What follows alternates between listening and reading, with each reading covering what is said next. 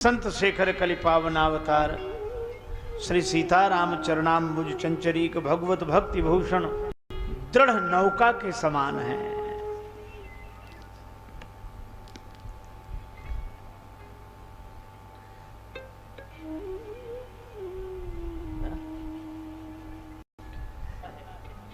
मरण सदा से जीवन के ही आंचल में पलता है।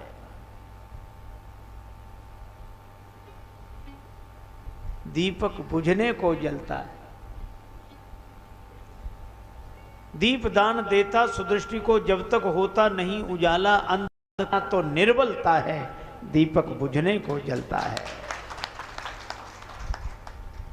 राजेश पूर्ण निष्काम भावयुक्त सेवा ही सच्चा साधन है। परहित ही प्रभु की पूजा है। यही दीप का जीवन धन है। प्रकृति नियम अनुसार दूसरा नहीं दिखता।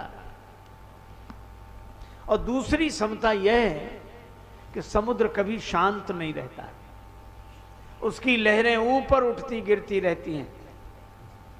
कभी उसकी लहरें अनुकूलता का आकाश छूती हैं और कभी उसी समुद्र की लहरें प्रतिकूलता के पाताल में जाती हैं। संसार में भी एक जैसा नहीं रहता है।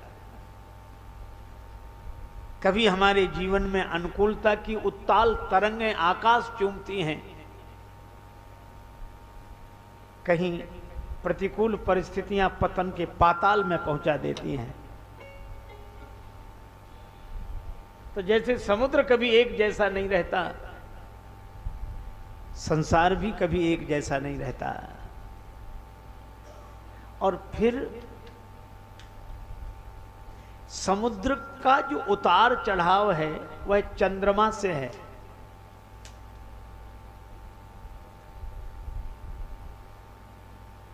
पूर्ण चंद्र हो जाए तो समुद्र में ज्वार आ जाता है। और मुझे लगता है कि संसार में भी सारे उतार चढ़ाव मन से हैं। मनयो मनुष्याणाम कारणम बंध मोक्षयो। मन ही मनुष्य पर होती है। इसी तरह मन की क्रिया की प्रतिक्रिया संसार पर होती है। और फिर एक अंतिम बात तो बड़ी अद्भुत है। समुद्र का जल जैसा निर्मल दिखाई देता है, समुज्वल दिखाई देता है, स्वाद में वैसा नहीं होता। समुद्र का जल जैसा दिखता है, स्वाद में वैसा। इसीलिए भव,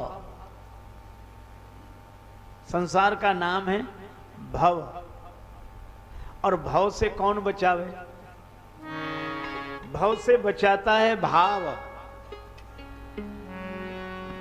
भाव सहित सो यही कथा, करहु श्रवण पुट पान। भाव के साथ इस कथा का श्रवण करना चाहिए।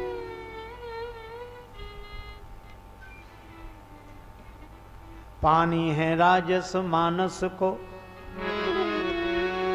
पर से ही ये पाहन होत है पानी। पानी कृपा कविता बदरा, बरसे सरसे अखियान में पानी।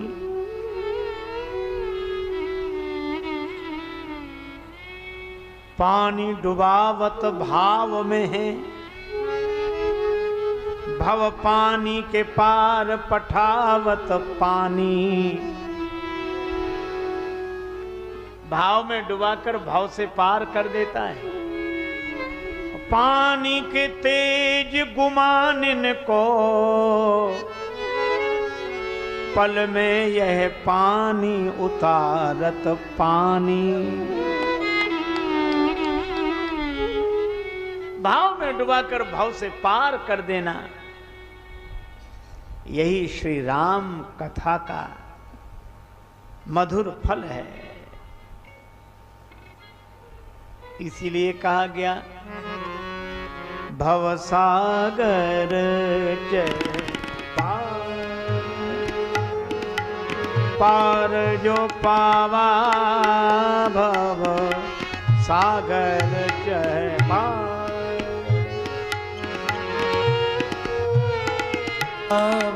भव सागर चह पार।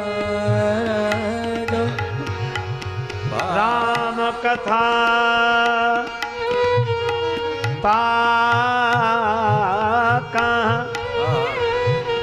दृढ़ नावा पा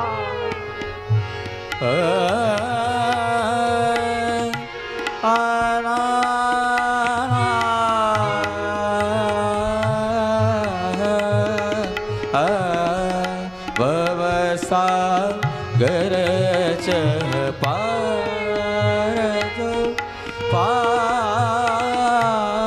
भव सागर चह पार जो पावा भव सागर चह।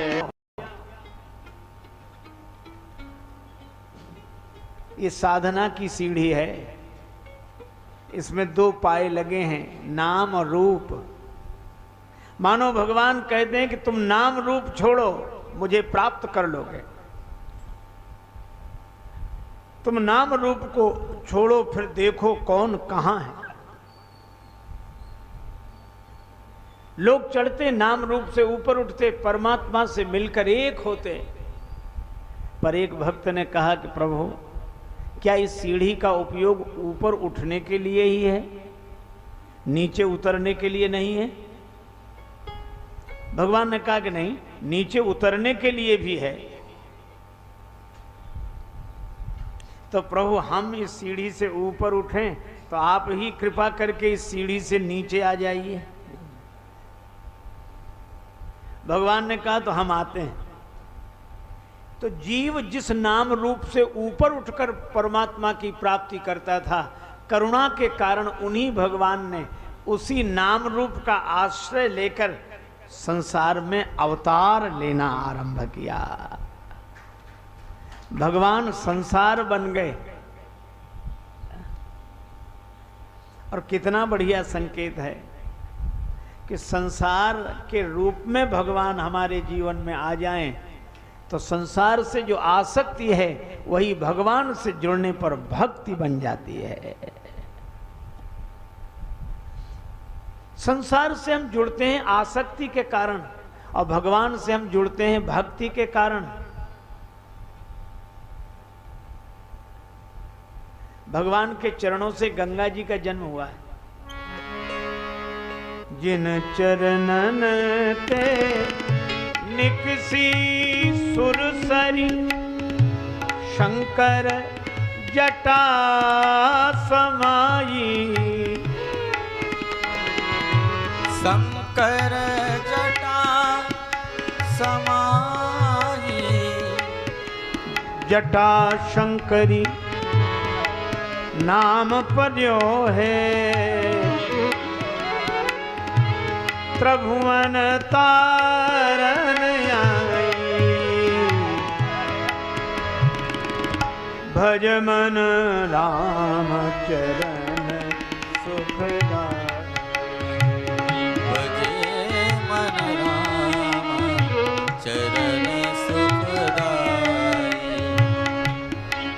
राम चरण सुखदाई। राम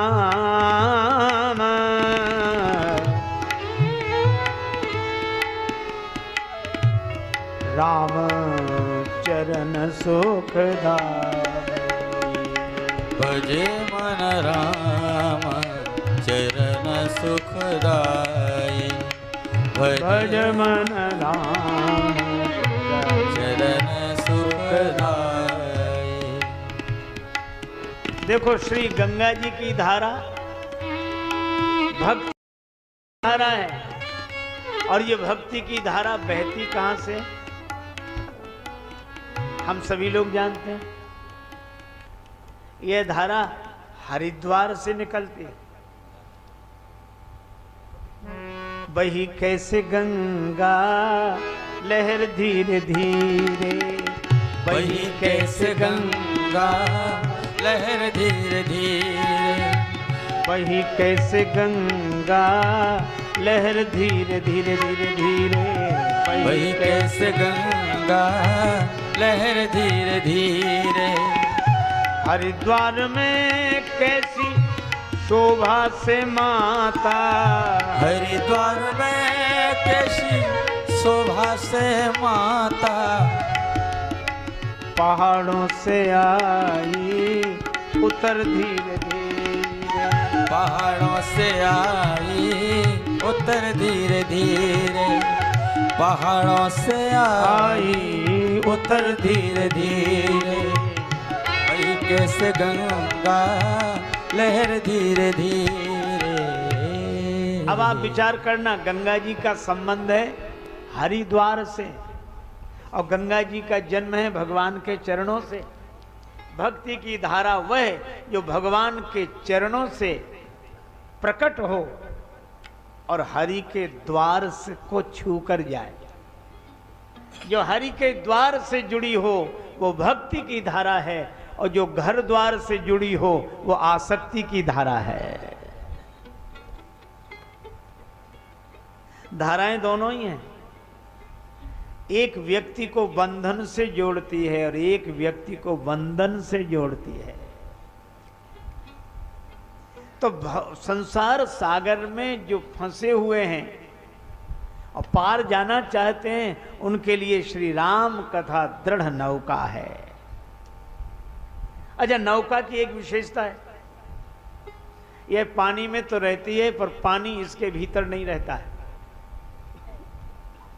और पानी अगर इसके भीतर रहे तो नौका पानी से पार नहीं कर सकती, पानी में ही डूबेगी और डुबाएगी भी।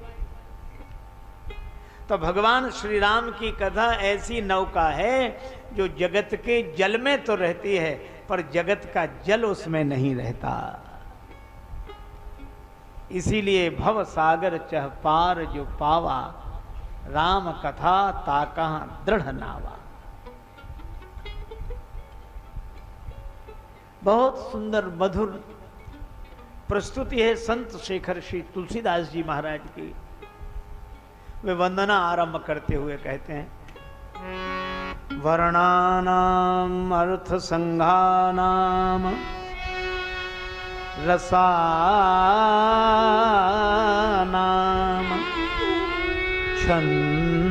छंदसामपि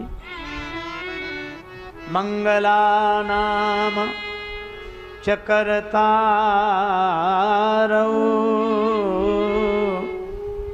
वंदे वाणी विनायकौ।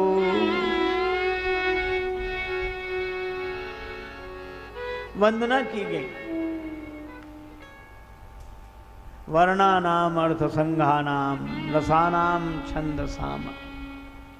अक्षरों के समूह को, अर्थ के समूह को, छंद के समूह को जो रसमय कर दे। पर यहां बड़ी अद्भुत बात कही, श्री गणेश जी प्रथम पूज्य हैं,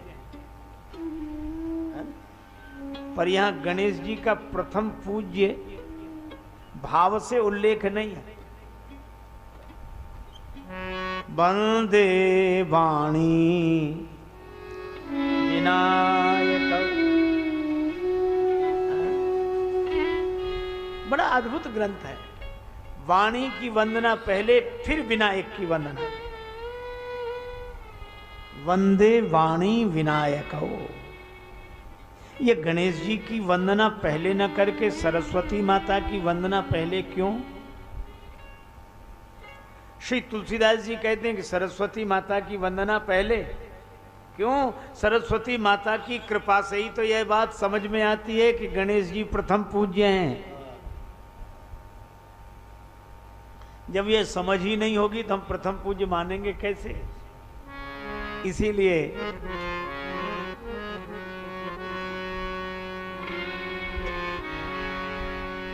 वीणा बादली वरदे वीणा बादली वादनी वरदे बीणा वादनी वरदे बीणा वादनी बीणा वादनी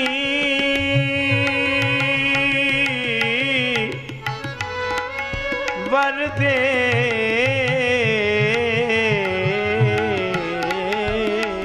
बीणा वादनी वरदे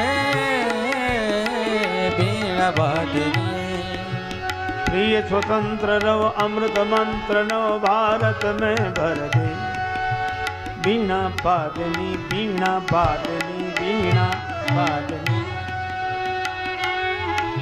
वरदे बीणा वादनी वरदे बीणा वादनी बीणा वादनी वरदे वरदे बीणा वादनी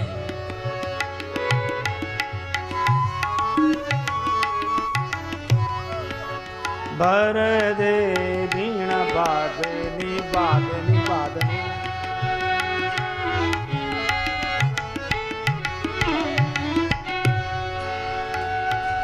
वीणा वादिनी सरस्वती माता की वंदना। और तब श्री गणेश जी की वंदना। वंदे वाणी विनायकौ, गणेश जी की वंदना।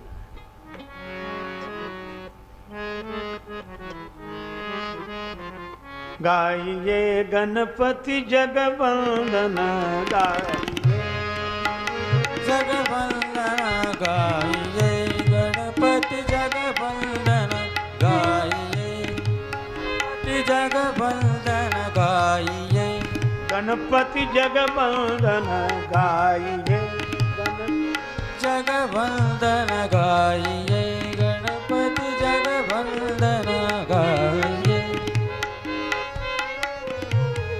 शंकर सुवन भवानी नंदन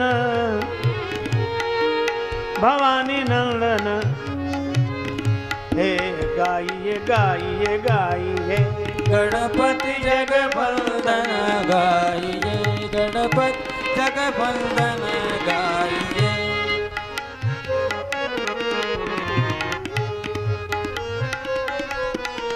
गाइए गणपति जगवंदन गाइए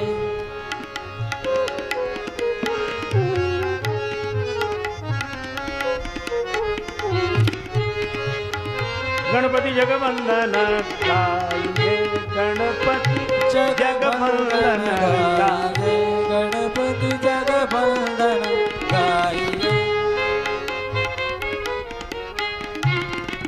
गणेश जी की वंदना।